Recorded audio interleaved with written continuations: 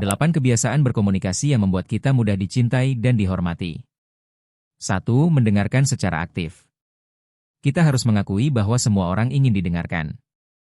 Ketika seseorang benar-benar mendengarkan kita, bukan hanya kata-katanya yang diperhatikan, tetapi juga perasaan yang terkandung di baliknya. Kita merasa dipahami dan diakui keberadaannya.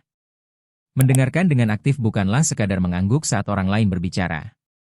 Mendengarkan aktif berarti benar-benar hadir dalam percakapan, memberikan tanggapan yang sesuai, dan menunjukkan ketertarikan terhadap sudut pandang orang lain. 2. Aura positif yang tulus. Dalam pergaulan sehari-hari pada akhirnya kita semua pasti mengenal orang-orang yang selalu tampak ceria, bukan? Orang seperti itulah yang dapat dijadikan sahabat. Apapun yang terjadi dalam hidup mereka, mereka tetap ceria dan ramah. Tetapi keramahan itu bukan sekadar kepura-puraan.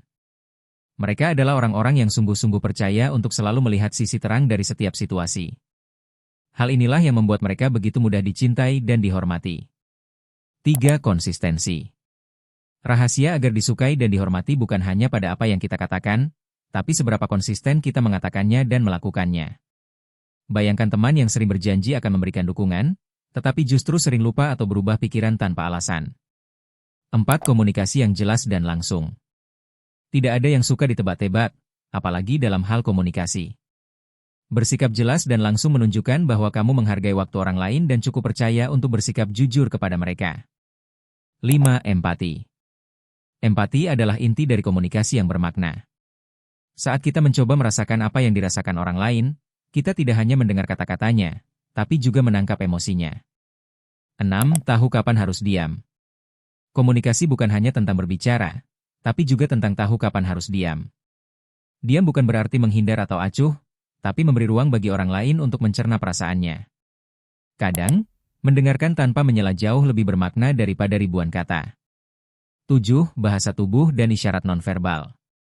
Ekspresi wajah, bahasa tubuh, nada suara, semuanya dapat menyampaikan emosi dan niat kita, bahkan sebelum kita berbicara. Misalnya, kontak mata saat berbicara menunjukkan bahwa kamu benar-benar mendengarkan. 8. Keaslian, autentisitas. Pada akhirnya, orang yang paling dicintai dan dihormati adalah mereka yang apa adanya, tidak berpura-pura atau melakukan segalanya hanya dibuat-buat. Keaslian berarti jujur terhadap pikiran, perasaan, dan keyakinan kita sendiri, tanpa berpura-pura menjadi orang lain. Dengan bersikap autentik, kita menunjukkan bahwa kita menghargai diri sendiri dan lawan bicara kita.